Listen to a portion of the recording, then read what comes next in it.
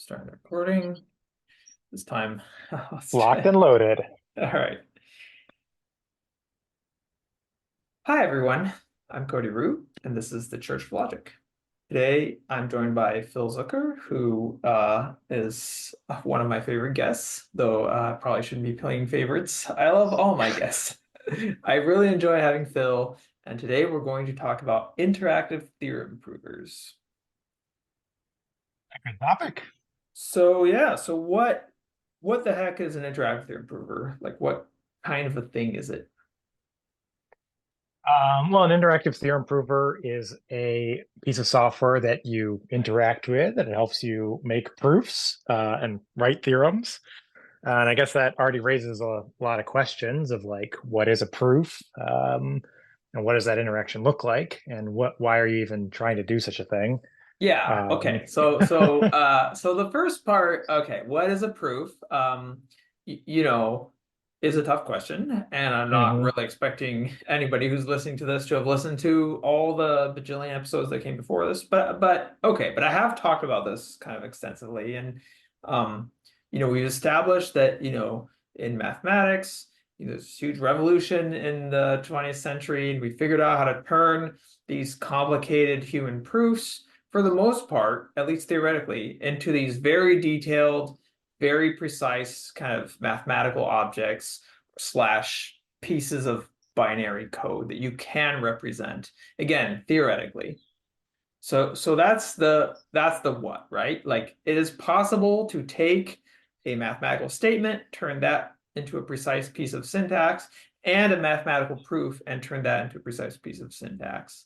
And an interactive theorem prover is a program which helps you construct these these pieces of syntax, the program and the proof. So that's the what. The more interesting question is the why. Like, why would anybody want to do this? Now, that's interesting because I actually think, from my perspective, the opposite question is more interesting, and the why I ultimately come down on, I think, just like aesthetic, it's like a fun activity is kind of the main reason that I like keep coming back to it. And when I try and come to But like, but yeah, let's push on that. Why is it fun? What's fun about it? What like describe the process, right? What is the process? What do you actually do? well, okay, so like first off, it's fun. Like, what did I first hear about? I heard about some people on the internet, and they're saying this fancy sounding thing that was like, oh, I want to be a fancy person too, and I want to seem like a smart boy. It's like I gotta learn this thing. And so I get up some tutorials and I take software foundations and then I like load it up and install the software. Software Foundations is a famous textbook for the Coq interactive theorem prover. Um, and then it's like this fun, people describe it as a fun game. You have some statement that you're like, yeah, obviously this is true, obviously. And there is this interaction process where you like there's commands you can like tell the system to do certain things, manipulate formulas in certain ways, and eventually you're massaging the state of the Right. theorem or the proof into the point where the machine accepts it, and then Yeah, yeah, there yeah. you go. And So then there. there's like, So yeah, yeah, an interaction, you have a statement, you give commands of some sort, and you receive kind of this feedback of like, hey, now all you need to do is prove this, or you've now learned this new piece of knowledge, things like that. yeah, and it's like it has this, it's really correct. Delete what I just said. I don't know. So okay, but we still haven't uh answered why is it fun, right? And right. I think it's fun because there's such a high skill cap, maybe is one thing. There's just like always new things to learn. You could always do things in a more elegant way. Like when you first learn things, you're doing things very manually, very low level things very often, at least in the cock case. yeah. Which, I think as that's I've true for learned everything, more, right? For Isabel, for I don't know if I had started in Isabel, and I still don't have very much Isabel expertise. There's just so that there's a question of like how much manualness do you even want out of this thing, or if there was a perfect system that was highly automated, like really you state a question, or a thing that you think is true and it says yes or no, is that what I would want? Or do I really want this conversation to happen? What is really the ideal thing we want? Yeah, Um, yeah. I think okay. One thing that's worth being said, and this kind of ties into things I've talked about. It is a game, right? And it's a game where sometimes the moves are predictable and easy, right? Like in, I don't know, Connect Four or something. Sometimes it's obvious what you should be playing, but sometimes it's not, right? You need to figure out, you need to a trick, you need an idea. And the alternation between obvious moves and tricky moves combined with this very clear win state, which is I have proven this theorem, I think it yep. really does have all the hallmarks of like a really fun video game or puzzle game, I Yeah. guess. Connect Four isn't like a video game. Like Dwarf Fortress or Yeah, something that's like like exactly. Yeah, Dwarf uh, Fortress. Yeah, if you something love painful. Dwarf Fortress, you should definitely be doing interactive theorem proving. Like Yeah. Now, which one is more useful to society? I don't know. But it's all about aesthetics. It's like art. I don't know. I come that's I'll change my opinion tomorrow, but like at the moment I'm back on like this is an aesthetic activity, like all mathematics, like physics even. I think it comes down to that it's a thing Sure. that people enjoy. I And feel so and like, Dwarf Fortress is on the same level. I don't yeah, know.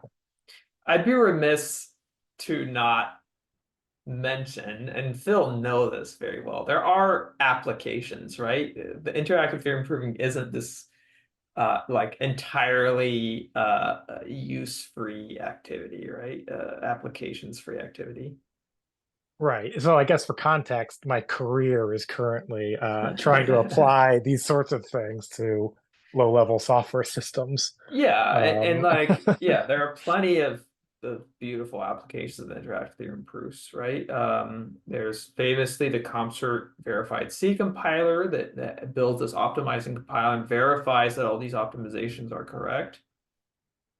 There's, SCL4, this verified hypervisor that uses an interactive theorem prover to state and then verify that certain processes can't interact in certain ways. And um, then there are large mathematical proofs that have been formalized. One could debate a little bit the utility of that activity, but I guess that's true about most of pure mathematics. And others that spring to mind are verified hardware architectures, just high assurance software systems. I think right now that's where most of the utility comes. And then there are verified, like controllers for machines, like robots. Uh, so there are applications, right? I think right.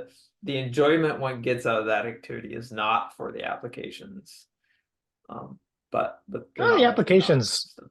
I mean, I also I want there to be applications to the things I'm doing. I'm always drawn back to applications. Like I love robots and making things light up on the screen. And of course I love money. Gosh, do I love money. Uh, Yeah, uh, I mean, yeah, money is sort of a conduit for everything else enjoyable, right? yeah. That's not true, but a That's lot not of true. things. We're really espousing a pretty maybe a pretty bad philosophy that we haven't thought through that hard. Well, okay, Uh, we're Americans, right? I we're feel like Americans. our ability to deny our love for money is only limited. Yeah. But okay, but realistically, yeah, the activity itself has something of like a Zen-like quality. Yeah, there is something about it. Gosh. Okay, You're now right. that now that we said it was cool, why is it horrible? Why is interactive theory improving torture? Because you're just in the mud. You're just in the mud. Like there's like you know how hard like high school or like college is or something, those classes where you're learning all that hard stuff, right?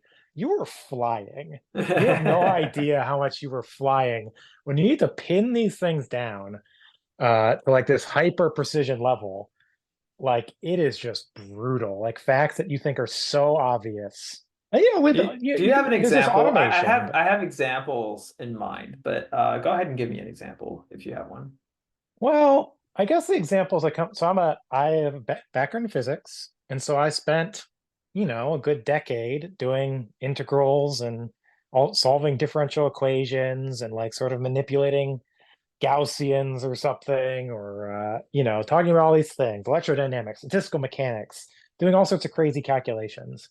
And like I don't really know how to do like even the most basic of those calculations in an interactive or automatic theorem prover. Basically, I'm always fighting on this front, but like I don't even know how to state the definitions. I don't know, like I'm not the world's premier expert at interactive theorem proving, but like this stuff is hard if you want to start at the rudiments of logic and mathematical logic to build up to the point where you can talk about a differential equation. And okay, so I kind of know like what the definitions are. I've taken sort of like the math course versions of it, so at least I know that version. But even that version is like so much less precise than these systems really need. And there's like you need to know the system you're working in. You always need to make arbitrary choices in the system of like how it works and what's easy and what's hard in your system and what's very automatic and what's built in and what's not. And it's Yeah, I just always have the example that springs to mind for me yeah, that was a little bit more pinned down was like, hey, you're in the natural numbers, right? Very easy thing to define in an interactive prover typically. Um, you want to know that A plus B equals B plus A, right? So that's sometimes something you need to know. And hey, guess what? That's a theorem, right? You need to prove it. And guess what? It's actually not that easy to prove A plus B equals B plus A. It's just a little bit harder than you'd expect. And so you yeah, you end up spending minutes, right, for this thing that is just completely instantaneous in your mind. right. You're in the And mud. yeah, you're in the mud. Of course, in this example, right, people are like, oh yeah, people need to know this all the time. So they add it as a theorem to the library. Or even better, they have a tactic that says everything you need to know about associativity, commutativity, reordering terms. I'm just going to make a little piece of automation that's going to look at all these lemmas and theorems and apply them as needed, or do something more clever that I'm going to explain someday, called reflection. I'm just going to try and figure out what you need to know, and you don't need to think about it. You can just say, "Hey, do this automatically for me," and I don't want to think about it. And then of course it's easy, but somebody needs to do that upfront work, right? In paper, pencil and paper mathematics, you can just say, hey, you know what? You need to know these things. Go read some other textbook, like figure it out on your own. But you can trust me on this. Yeah. I mean, you can still do you can and should, I believe. This is something you taught me. Blow open your system and just throw axioms in there if you just like need to get moving. And then you should try and take them out, right? Maybe, depending on what you want. Did I ever teach Uh, you that? All right, yeah, this is before, I actually mean, time for this one. So I'm just gonna stop us here, say take care, and we'll pick this up in a subsequent episode.